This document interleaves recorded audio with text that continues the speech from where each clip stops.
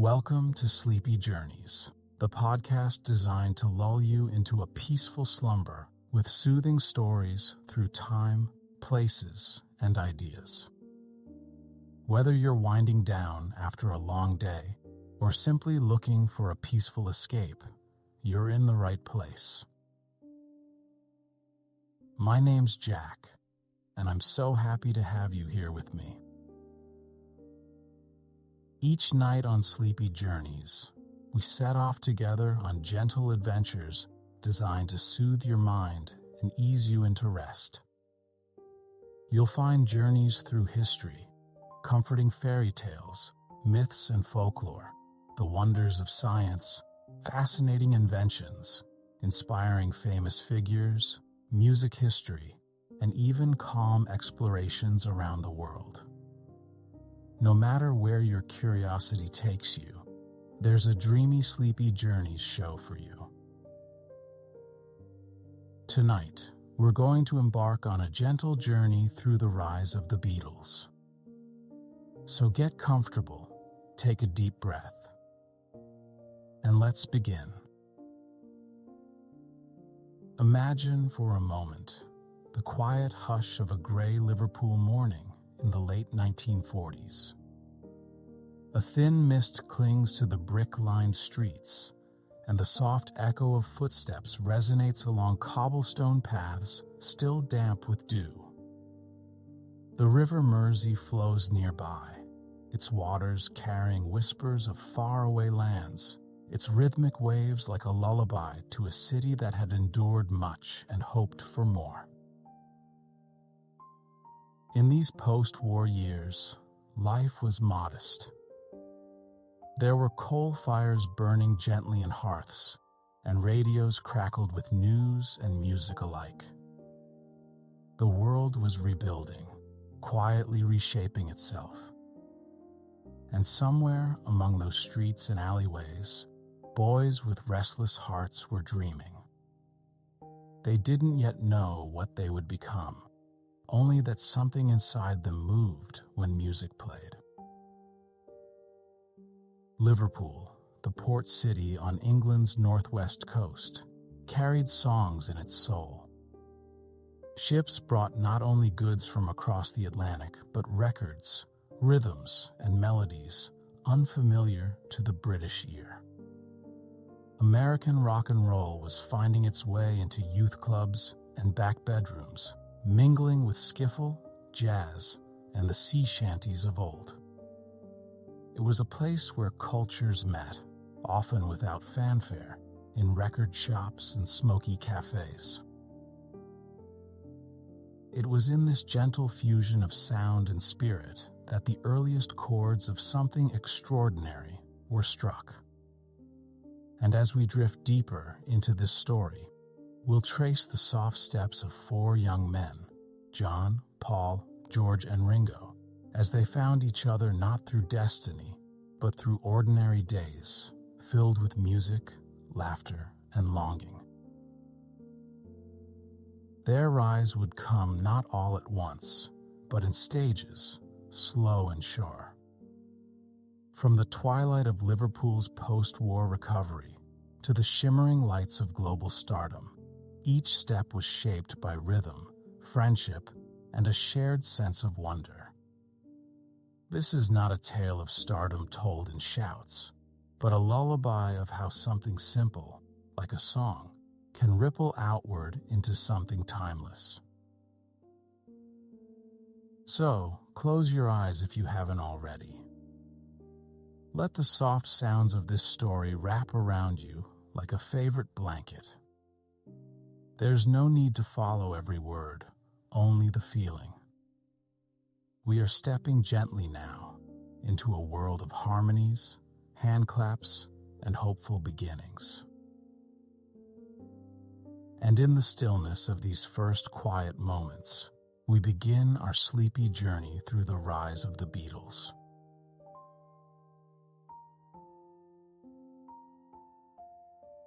Long before the roar of stadium crowds or the polished rhythms of chart-topping albums, there were the sounds of washboards and tea chest basses, of guitars strummed with eager hands in living rooms and schoolyards.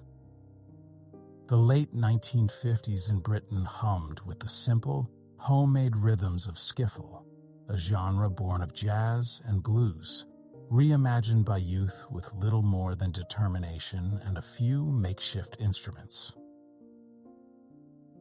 It was music anyone could play, and that, perhaps, is what made it magical. Imagine a narrow, terraced house in Liverpool, one among many, red-bricked and plain. In a dimly lit front room, a boy leans over a battered acoustic guitar. The air smells faintly of coal smoke and toast. There's a ticking clock on the mantel, the soft creak of floorboards above, and outside, the distant whistle of a passing train. He's trying to master a chord, tongue peeking slightly from the corner of his mouth, fingers fumbling, but the tune forming slowly, sweetly. That boy might be John Lennon, or Paul McCartney, or Georgeharrison. Each of them, in their own quiet corners, was falling in love with the sound of strings under their fingers. Skiffle, in all its charming simplicity, invited participation. Lonnie Donegan had made it popular with Rock Island Line, and suddenly, boys across Britain were forming bands, or at least dreaming of it. They copied chords from American records, shared tablature scrawled on notebook paper, and gathered after school to practice in sheds and cellars. Sometimes, in the fading light of a Liverpool afternoon, makeshift rehearsals would unfold in cold garages and upstairs bedrooms. The boys wrapped scarves around their necks, breathed warm air into their fingers, and played on through the chill, more passion than polish, more joy than skill. There were no audiences, only cracked floorboards, posters tacked to walls, and the occasional dog curled quietly nearby. John Lennon was among them.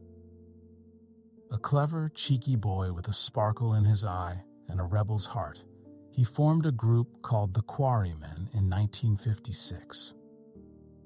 Named after his school, Quarry Bank High, the band was raw and scrappy. Their instruments weren't always in tune, but their spirit was loud, in that quiet, determined sort of way. The Quarrymen weren't professional musicians. They were friends, classmates, dreamers. They played church halls and garden fetes, standing on makeshift stages, chords trailing like vines across floors. Their music was rickety, joyful, full of promise. There was no manager, no future plan, only the music and the feeling it stirred. Skiffle wasn't just a genre, it was a movement, and one especially dear to post-war youth. For a generation growing up amidst ration books and soot-darkened skylines, it offered a kind of escape. It cost little and demanded no polish. It was a way to be heard. This was the music that first drew the boys who would become the Beatles into each other's lives. Not grand concerts or big breaks, but skiffle songs played on rainy afternoons, friendships formed over shared sheet music, and the gentle beginnings of rhythm that would one day change the world.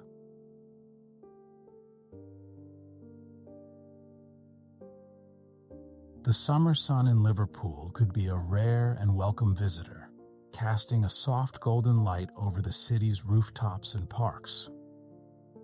On one such afternoon in July of 1957, a boy named John Lennon took to a small stage at the Woolton Parish Church Garden Fete. He was there with his skiffle group, the Quarrymen.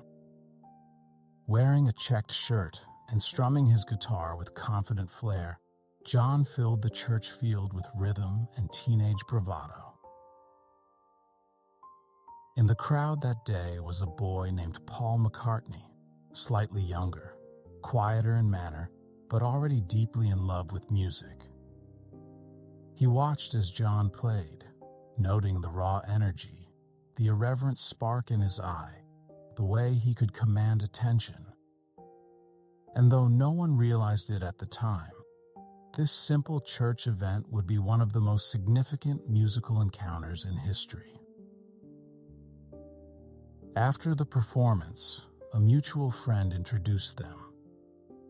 Paul, ever thoughtful, pulled out his guitar and showed John how to tune his properly, then played a few songs, including an impressive version of Eddie Cochran's 20 Flight Rock.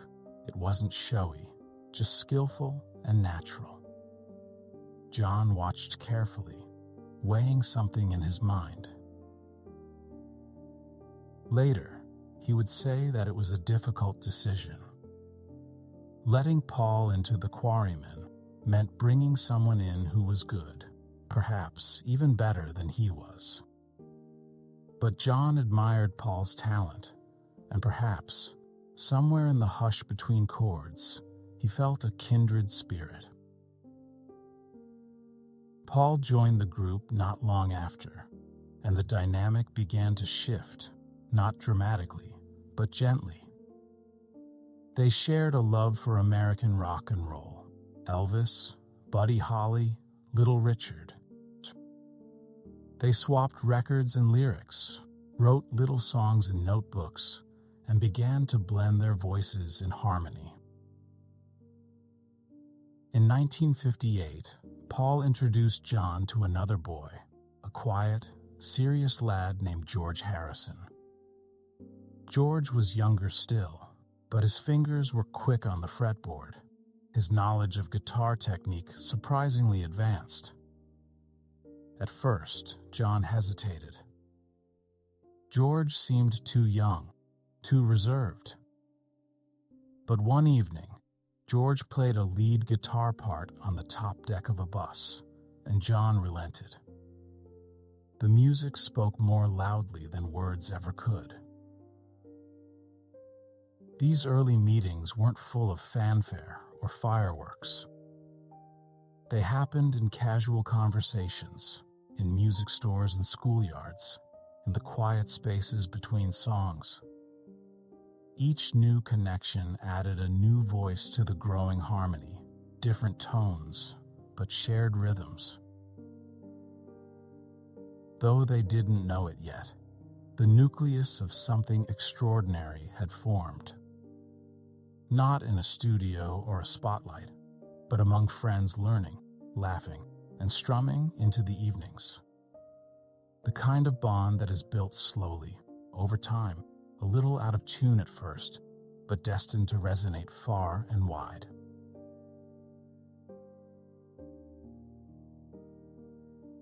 The city of Hamburg in the early 1960s was a curious blend of old Europe and modern pulse.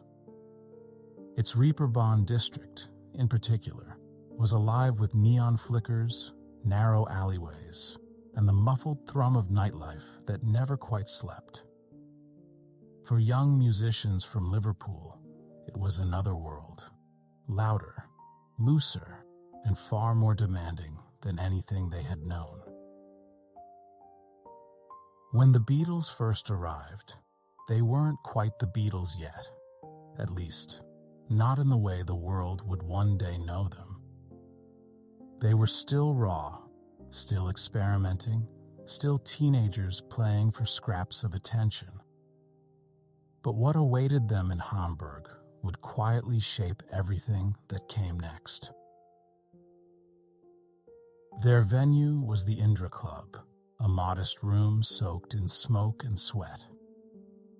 Later, they'd move on to larger halls like the Kaiserkeller, but those first shows were intimate and relentless. On many nights, they played for hours at a time, multiple sets that stretched long into the early morning, their fingers aching, their voices hoarse. There was no time to perfect or polish, only time to play. The Reeperbahn itself pulsed with texture, signs glowing in shades of red and blue, windows fogged with condensation, the sounds of laughter and clinking bottles spilling out of every door. The Beatles often passed cabarets and cafes on their way to gigs, the smell of currywurst and warm bread wafting into the night. Sometimes they'd glimpse other musicians hauling amps, or couples arm in arm weaving their way through the crowd. The streets were alive, but in a way that felt separate from them, as if they were watching the world from behind glass. Inside the clubs, audiences varied, some attentive, others rowdy, a few entirely indifferent. But the boys kept playing. Each set honed their skills. George's fingers danced quicker. Paul's harmonies sharpened. John's voice found strength in fatigue. Ringo's timing, when he joined, would later add a calming pulse to the chaos. The city itself held a gritty charm. The sidewalks shimmered with rain. The smell of beer, tobacco, and street food lingered in the air. Sailors wandered from bar to bar, the music always calling. And tucked among it all were the Beatles, barely out of adolescence, learning how to hold a crowd, how to survive a night, how to become something more than just a band. Their sound began to change. It grew fuller, more urgent. They learned to harmonize without thinking, to read one another's movements with a glance. Mistakes became rhythm. Songs evolved in real time. And somewhere amid the cigarette haze and neon glow, they began to discover who they truly were. They lived modestly. Some nights, they curled up in small, cramped back rooms with bunk beds and cracked windows. They shared food, stories, laughter. There was hardship, of course, homesickness, exhaustion, moments of frustration. But there was something else too. A growing bond. A sense that this was a rite of passage, not glamorous, but necessary. Hamburg didn't make the Beatles famous. It made them ready. It tested them, shaped them, and taught them how to hold onto rhythm even when the world around them seemed wild and unpredictable. Night after night, under the red and blue glow of club lights, they played for anyone who would listen. Sometimes just a few drunks at the bar. Sometimes a packed room. But always, they played, because that was what they came to do. And in those endless nights, something soft and steady was forming. A confidence. A sound. A whisper that would one day become a roar. Hamburg was not glamorous. It was loud and gritty, alive with clamor and color. But beneath its bustle, it also offered a strange and unexpected quiet. The quiet of camaraderie, of tired nights spent side by side, of dreams spoken softly after long sets and longer walks home. The Beatles, still boys in many ways, were far from home and far from comfort. Their lodgings at the Bambino, a cinema with small, converted back rooms, were cold and bare. The concrete floors held little warmth, and the sounds of the projector often echoed through the night. They slept on bunk beds squeezed into tight spaces, the air sometimes damp, their clothes hung on nails or over chairs to dry. But in those moments of discomfort, their bonds deepened. They would rise together, rehearse together, eat together, sharing sandwiches or warm bowls of soup from nearby cafes when money allowed. Meals were humble, laughter was frequent, and even their frustrations had a kind of rhythm to them. These were not just bandmates, they were brothers in the making. There was a kind of intimacy in learning to suffer alongside one another, in watching each other grow tired or discouraged, then lift one another again, with a look, a shared joke, or the start of a familiar song. In Hamburg, they learned to navigate not just music, but one another. When one of them was sick, the others adjusted. When someone was late or out of sorts, the rest carried the weight a little more. The rhythm of their friendship, much like their music, became second nature. George, still the youngest, proved himself again and again, his guitar work crisp and confident, even as he wore shoes with holes and jackets too thin for the weather. Paul brought a steady hand and cheerful energy, while John exuded charisma and a mischievous spark that gave their performances edge. And Pete Best, their drummer at the time, helped keep the time steady, his presence solid behind them. Nights bled into mornings. They learned to play through exhaustion, to improvise when equipment failed, to charm a crowd even when the audience wasn't listening. And somewhere between the fourth and fifth set of a long night, as their fingers numbed and their voices cracked, they began to sound like a single instrument, each boy a vital string on the same chord. Sometimes, when the club emptied out and the neon signs were switched off one by one, they'd walk the streets together, quietly, jackets zipped up, boots clicking on the sidewalk. The city, still buzzing in places, seemed to hush around them. And in that silence, dreams stirred. They didn't know yet what was coming, but they knew they were becoming something.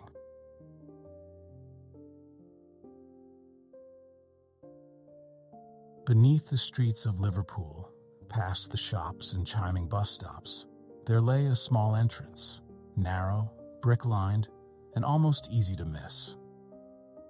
A dark stairwell led downward, curling gently like a secret. And at the bottom, lit by dim bulbs and echoing with quiet anticipation, was the Cavern Club. It wasn't grand. The ceiling was low and arched, the walls close, wrapped in history and heat. The smell of beer and damp brick clung to the air, mixing with the early traces of cigarette smoke. The floor was rough underfoot, slightly sticky from the night before. The acoustics were natural. Sound bounced between the stone arches in gentle waves, filling every corner with rhythm. Despite the grit, or maybe because of it, the cavern had a magic all its own. It was a place where sound lived, where laughter and song curled into the air like warm steam. There were no barriers between performer and crowd, only a few feet of space, eye contact, and shared energy. When the Beatles returned from Hamburg, they brought something new with them. Not just confidence, but cohesion. They were tighter, sharper, their sets more polished, but still full of life. They played with the energy of a storm and the charm of old friends. And the cavern welcomed them like a warm coat on a winter night. Word spread quickly. Lunchtime concerts became events. Office workers slipped away from their desks. Students clutched notebooks in queues that trailed down Matthew Street. The crowd pressed in, shoulder to shoulder, warm with anticipation. The air grew dense with body heat and sound, but nobody seemed to mind. It was all part of the experience. There was no room for spectacle, no space for flashy lights, just the band, the brick, and the beat. John would grin and toss cheeky remarks between songs. Paul's voice would rise in sweet melody, while George played with a quiet precision that shimmered beneath the surface. Their music filled the space, not just with sound, but with something deeper, a feeling, a kind of glow. It didn't matter if the notes weren't perfect. What mattered was how it made people feel. And people felt alive. Some came every week, memorizing the set lists. Others stumbled in on a whim and never forgot the moment. It was the kind of place that wrapped around you, not just the venue, but the music, the spirit. The cavern didn't care about fame. It cared about presence. And in those moments, the Beatles were utterly, wonderfully present. Behind the scenes, they still tuned guitars in hallways and joked about cracked amplifiers. They were still just boys with big dreams and borrowed suits. But on stage, they were becoming something more. The cavern was their cocoon, dark and close, yes, but also transformative. It gave them roots and wings all at once. It was their rehearsal for the world stage, and yet it was also something they'd never quite leave behind. In every echo of their later success, you could still hear the heartbeat of that little club beneath Matthew Street.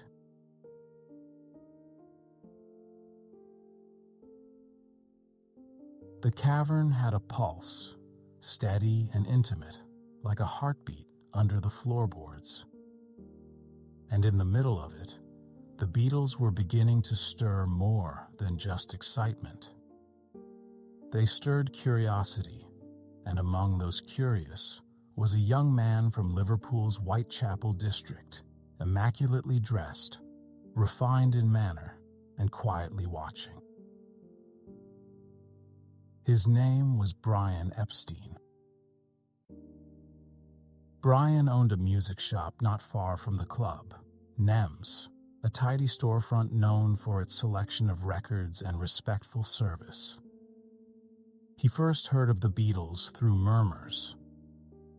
Customers asked for their recordings, though none yet existed. Intrigued, he decided to see for himself. So one afternoon, he descended the narrow staircase into the cavern's arched belly and stood among the crowd as rhythm swirled around him. What he saw wasn't perfection. The boys wore mismatched clothes. They joked too much between songs. But there was a kind of spark, unpolished but undeniable. Their charm wasn't manufactured. It was organic, a mix of cheek and sincerity that played as easily as their guitars.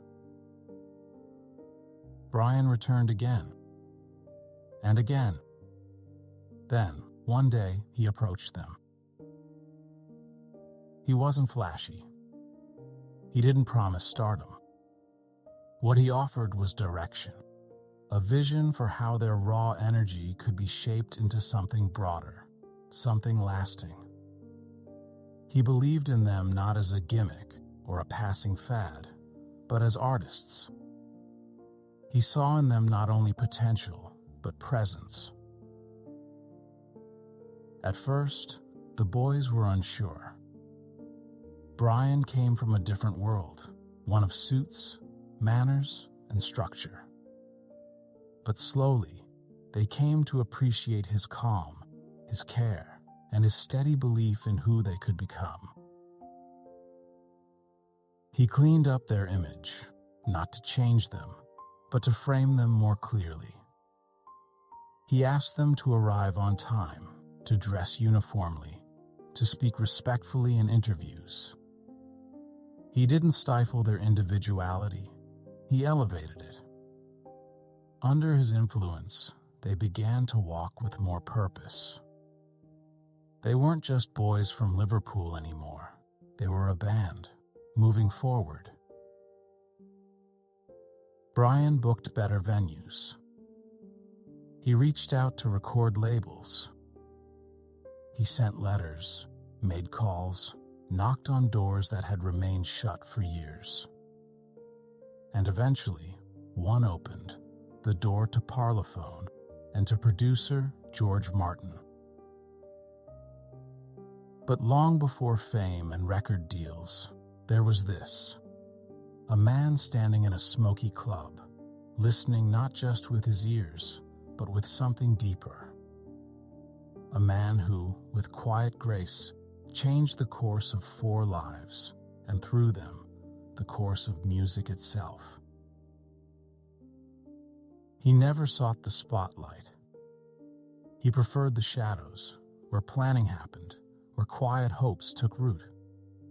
But without Brian Epstein, the dream might never have found its wings.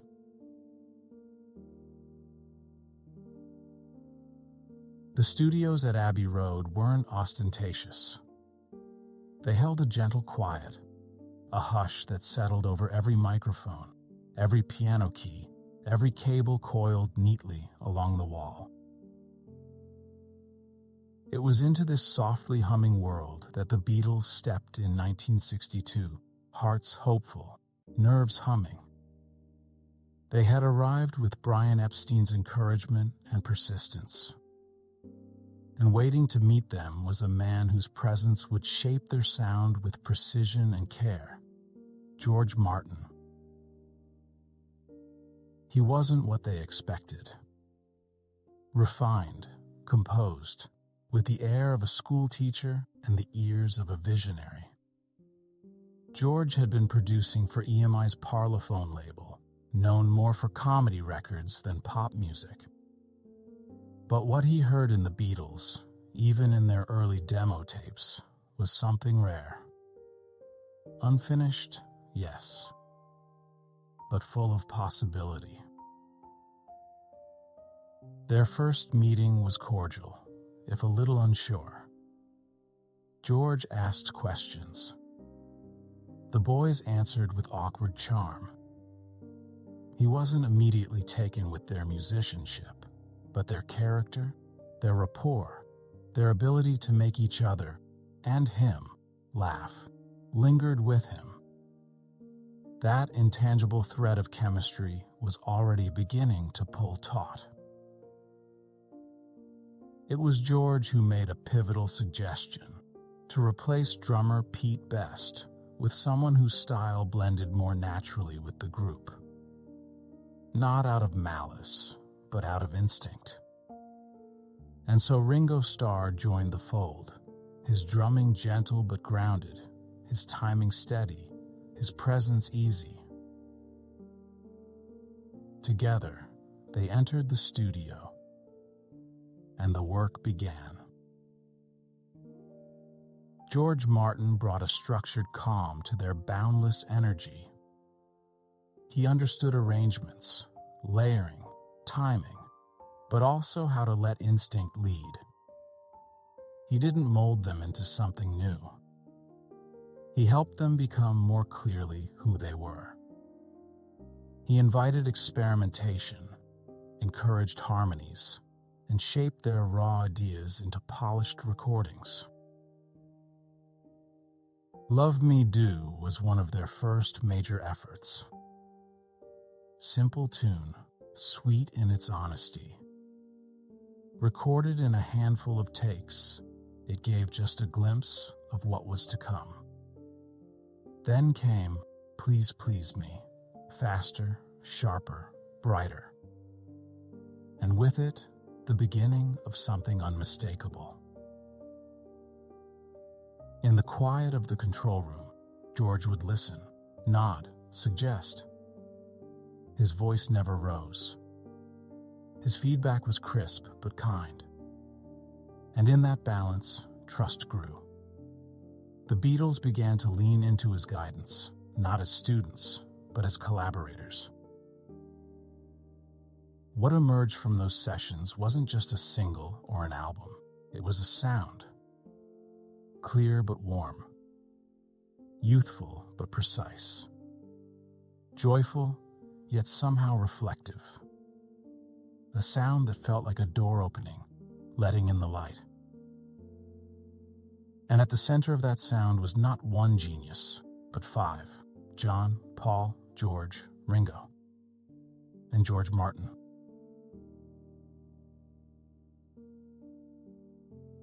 The morning light filtered through the windows of Abbey Road Studios, hazy and pale. Inside, coffee cups rested on piano lids, sheet music fluttered faintly on stands, and the faint buzz of anticipation lingered in the air. It was February 11th, 1963, and the Beatles were about to record an entire album in a single day. There was nothing glamorous about it. No choreographed unveiling, no time for perfection. Just 4 young men, a producer, a few engineers, and a shared sense of purpose that somehow steadied the nerves. The plan was simple, if daunting.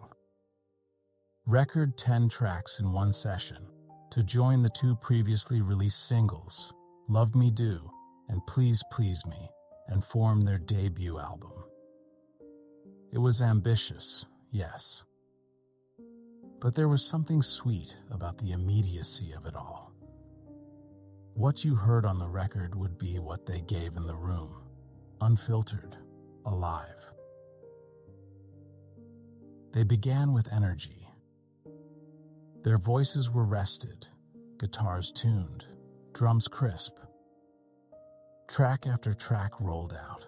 I saw her standing there. Do you want to know a secret?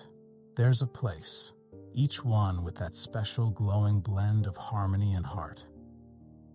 Paul's bass lines danced softly beneath John's rhythm.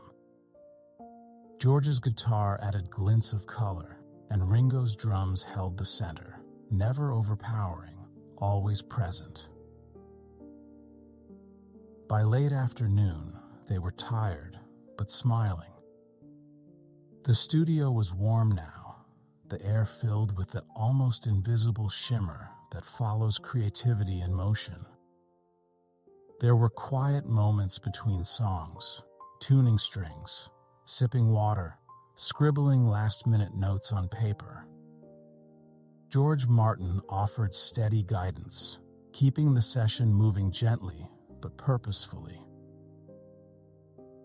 Then came the final track of the day. Twist and shout, raucous, raw, joyful. They left it for last, knowing John's voice would strain. And strain it did. But in one electrifying take, he sang through it, rough-edged, emotional, unforgettable. It wasn't clean, but it was real. A closing exhale to a remarkable day.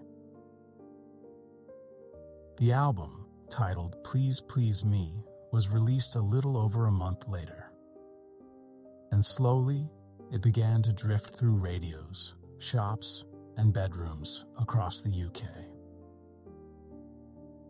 There was no dramatic boom, not at first. But there was a growing murmur, like a tide coming in. The songs felt familiar yet fresh, catchy yet tender. The album didn't sound like studio perfection. It sounded like people, earnest, exuberant, imperfect in the most comforting of ways. Some listeners placed the record on turntables and sat cross-legged on the floor, letting each track wrap around them like a warm breeze.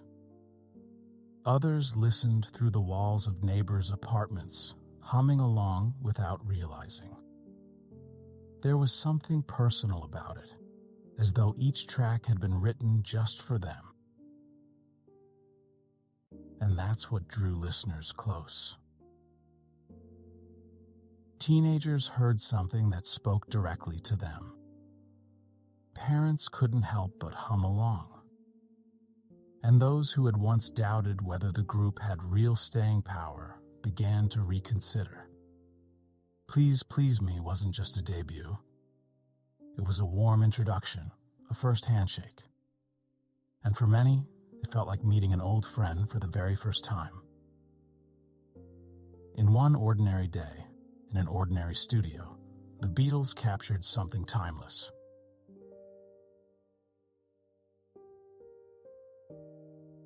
It started quietly, as many things do. A few more letters to radio stations.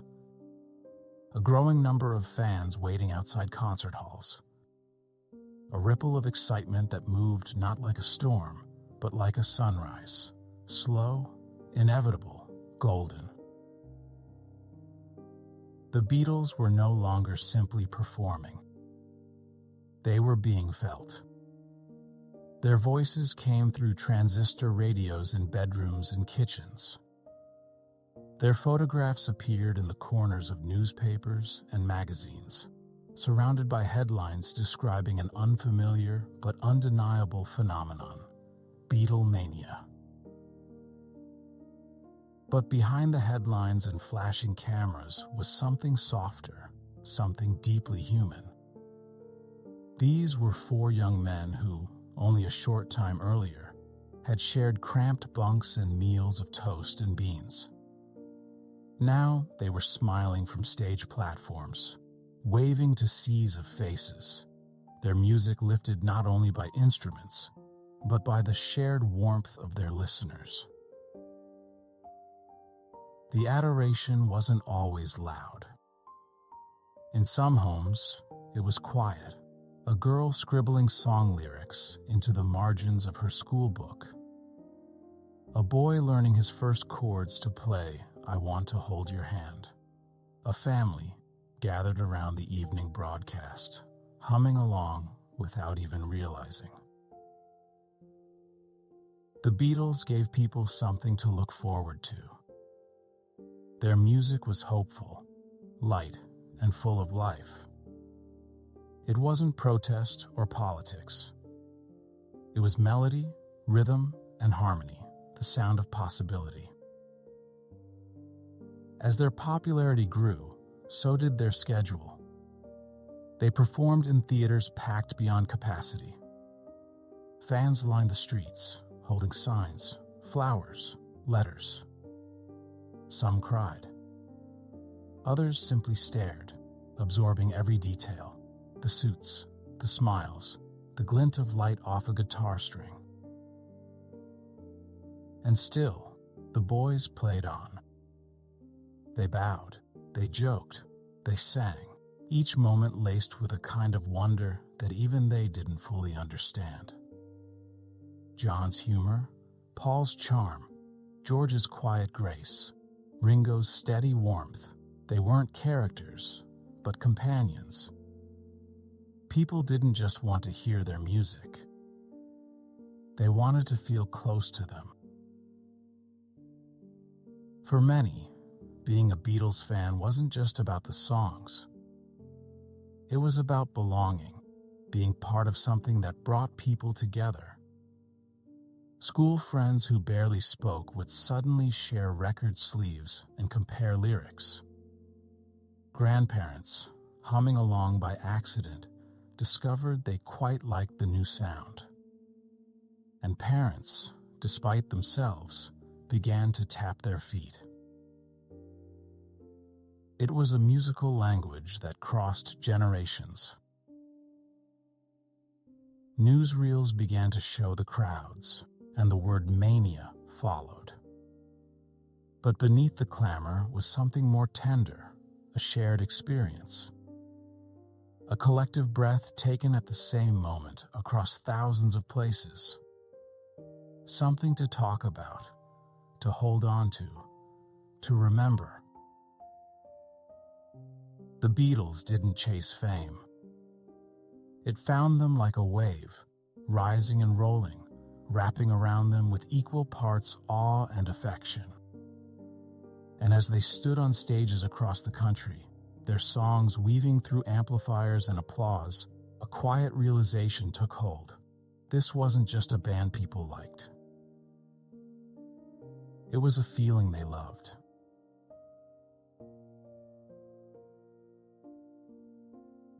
The Atlantic Ocean stretched wide and still between continents, a silent, moonlit path linking two worlds.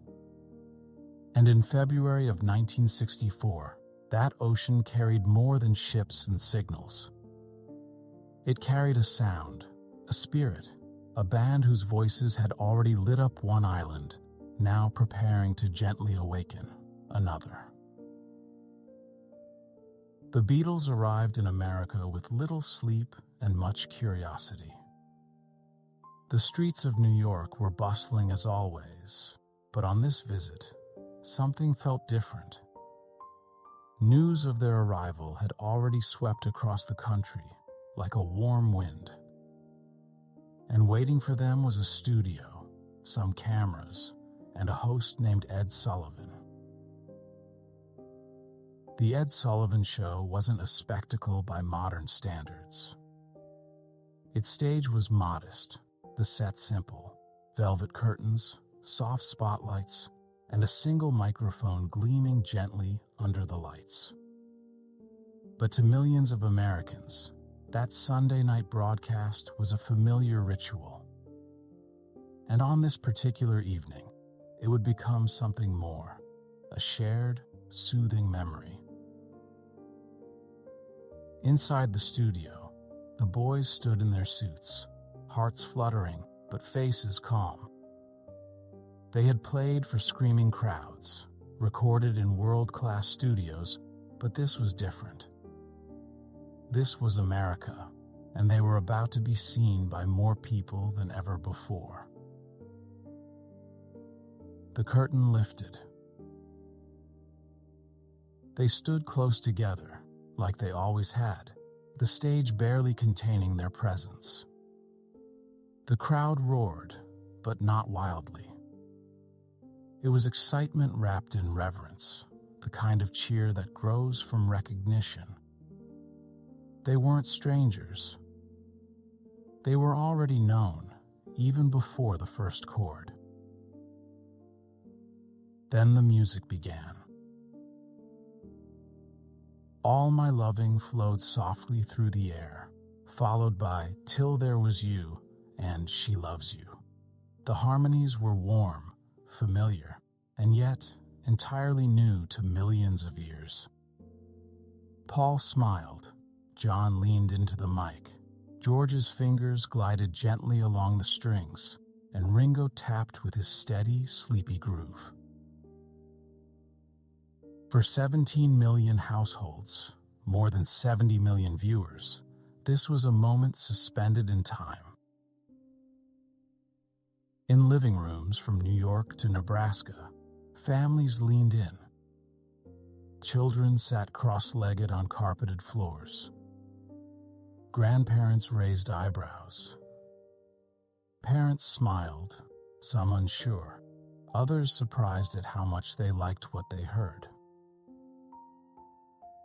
The lighting was soft, almost cinematic, as if designed for memory, not spectacle. And that's what the performance became, a memory shared across a nation, stitched into the cultural fabric not by force, but by feeling. That night, the Beatles didn't conquer America. They welcomed it. They didn't shout or push. They offered music, smiles, and the gentle promise that something joyful had arrived, not to replace, but to accompany.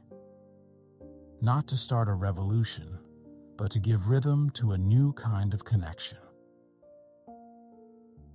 And as the applause faded and the stage lights dimmed, something lingered in the quiet. A sense that the world had just turned a page, softly, sweetly, and forever.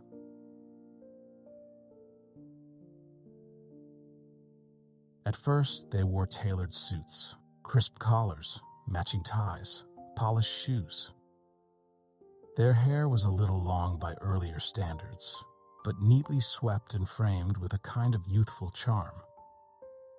They bowed after performances.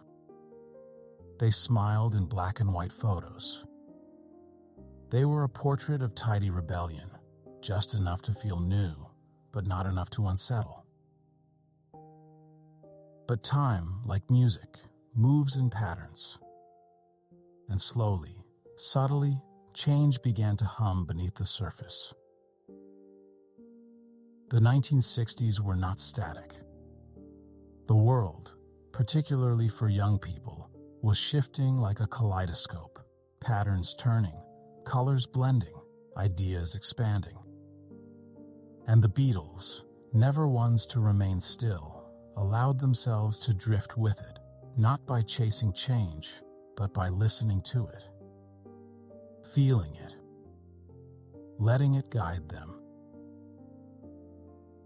Their music began to soften in one way and deepen in another.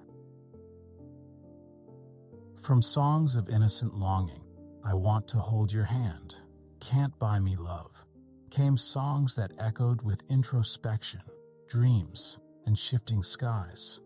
Norwegian Wood, Yesterday, In My Life. These weren't anthems of adolescence anymore. They were reflections, quiet windows into hearts growing more thoughtful. Their look changed too. The suits gave way to softer fabrics, flowing shirts, round sunglasses, and facial hair that grew gently with time. Each evolution was not a costume, but an echo, a mirror held up to their own inward journeys. And then came the colors. Adarnchi. Pepper's Lonely Hearts Club Band arrived like a warm breeze through a curtain, vibrant, layered, unlike anything heard before. It wasn't just an album. It was an experience, a feeling, a quiet invitation to explore music in new, abstract, almost dreamlike ways. The sounds shifted, sitars, tape loops, orchestral flourishes. Lyrics moved from verses about love to verses about memory, imagination, and connection. Songs became landscapes, painted not only with instruments, but with emotion. Their fans changed too. They didn't just dance. They listened. They pondered. The Beatles weren't simply entertainers now. They were guides through a time that was both beautiful and uncertain. And yet, through every change, in clothes, in chords, in consciousness, there remained a core, a gentle steadiness, the joy of melody, the comfort of harmony. The same boys who once slept on cinema floors now sang about strawberry fields and lonely hearts. They weren't leading a revolution. They were reflecting it, softly, sincerely, with every note and every step forward. What they offered was a place to rest, a space to think, and always a song to carry with you.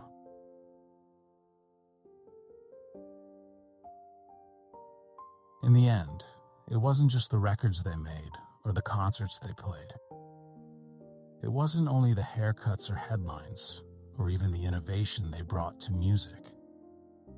The Beatles became something more, something almost intangible. They became a feeling.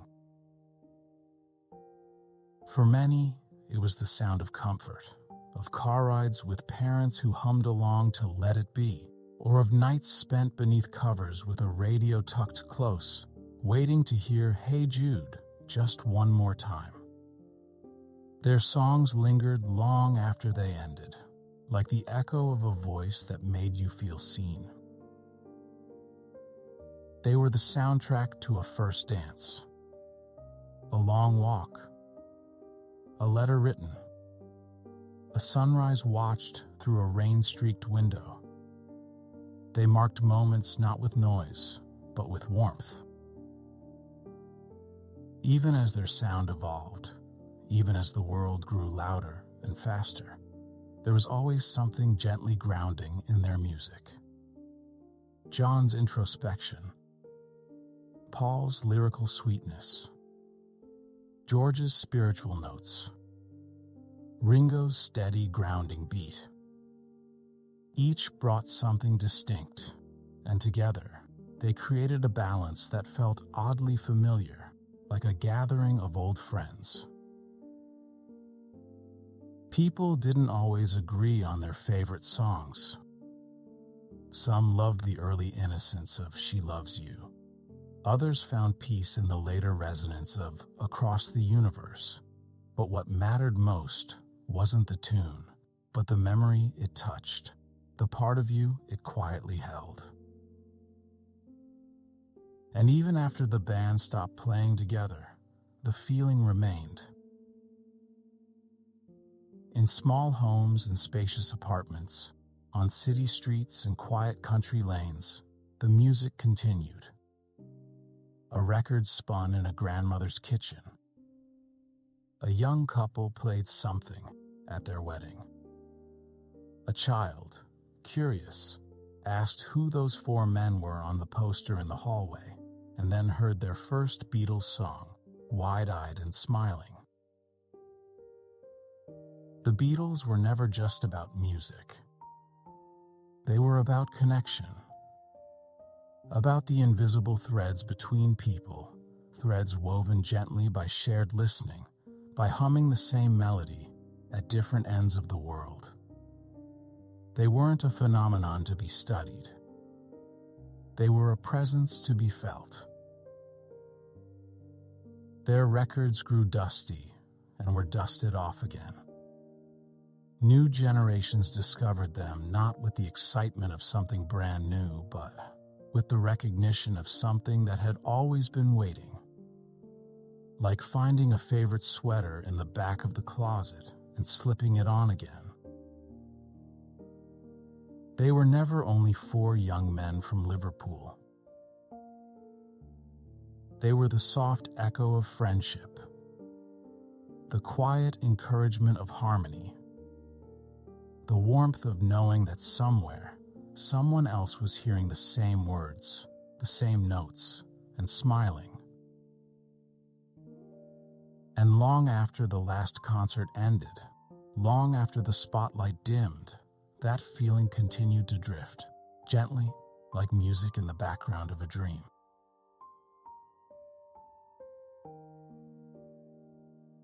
And now, as our journey draws to a close, let's return, softly, slowly, to where it all began.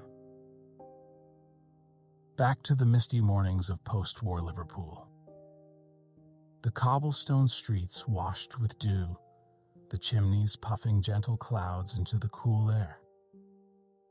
The River Mersey still flowing quietly nearby, carrying with it the hushed hum of a city beginning again. Somewhere in the distance, there's the faint sound of a guitar, a single chord, held gently, then followed by another. Perhaps it's John in a schoolyard, Paul in his bedroom, George on a bus. The early rhythms that began not in studios, but in hearts. We followed them through time, these four companions, from the skiffle days to the twilight of Hamburg's smoky stages. From the brick walls of the Cavern Club to the softly lit stage of Ed Sullivan's America. Their story unfolded, tender and true, like a song played just for you. Along the way, there was laughter. There were long nights and slow mornings.